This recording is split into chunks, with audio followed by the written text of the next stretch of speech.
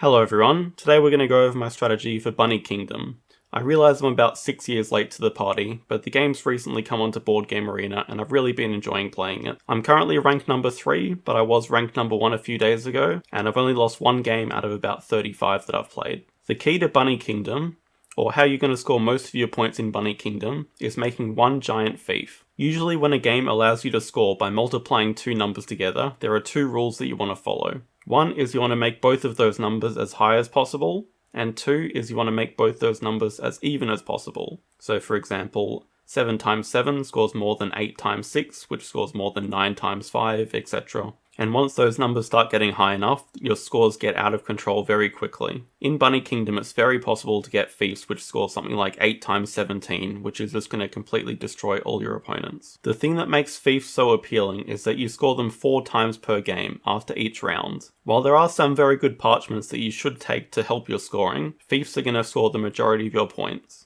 Fiefs score by multiplying the number of castles you have by the number of different resources you produce. Think about which of these two numbers is going to be harder to raise. When we're looking at castles, there are plenty of castles around the map, and there are a ton of castle cards in the deck. It wouldn't be too hard to get 20 or 30 castles if you really tried for it. When it comes to resources, there are only 3 different types on the map, and then in the cards there are 7 luxury resources. This means at very best you can have 10 times your number of castles. Luxury resources are the thing that's going to be holding back your multiplication, so you want to prioritize getting them when you can. From the 7 different luxury resources available, 4 of them can only go on mountain tiles. This makes mountains extremely valuable. This is not even mentioning that the 3 power castles can only go on mountains as well. In order to make a fief, you need a group of connected territories. The ideal spot on the map would be this group of centralized mountain regions. You have flexibility of going to either the left or the right to find more mountains, and you have the most possibilities to connect territories to your group.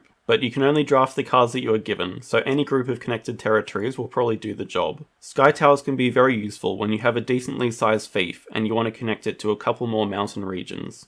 One thing I love about Bunny Kingdom is how it plays differently at different player counts. I've been playing a lot of 2-player games, and in 2-player games it's easier to get a massive high scoring fief.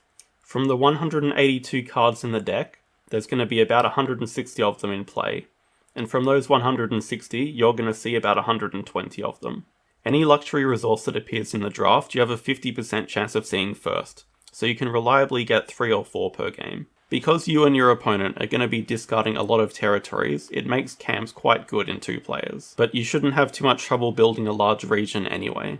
In 3-player games, there are only going to be 144 cards out of the 182 available in the game, but you're going to draft more of them. You're going to draft 48 as opposed to 40 in the other player counts. With everyone drafting more cards, this means games are going to be higher scoring on average. Because players are going to take the cards that they need, without the option to discard any, you probably won't have too much trouble making a giant connected region.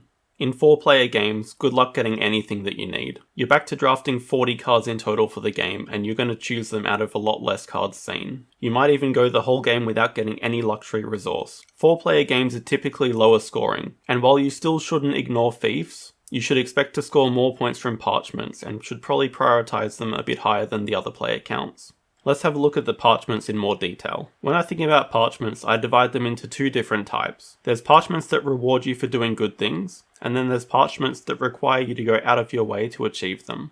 Cards like scoring points per city, or scoring 12 points if you have 9 cities, or scoring 2 points per mountain. These are things that you generally want to be doing when you're scoring a big fief, so I'm comfortable drafting these early, as long as it's not ahead of anything else I need. Other cards that give you points for things like having territories in the corner of the map, and having multiple fiefs of size 3 or more, are generally things you don't want to be doing, so I would only look to draft these late if I meet some of the conditions and score some points from them. Then there's the Little Prince card, which is a complete beginner's trap. Dividing your attention between multiple fiefs just doesn't work as a strategy. If you don't have a giant scoring fief yourself, this card won't give you enough points to catch up everyone else who does. Generally, the way I prioritize drafting cards is 1. Luxury goods, 2. Territories that can be part of my fief, 3. Strength 2 and 3 city cards, and 4 good parchment cards, but that may change depending on how the game is going. You just want to ensure that you get your fief multiplier as high as possible, so you'll probably always need the luxury resources, but you might need city cards higher if you already have enough space in your fief, or if you have too many city cards you might need more regions to fit them in, or if you already have enough regions and there aren't any city cards then parchments become more important. You need to adjust as the game goes on.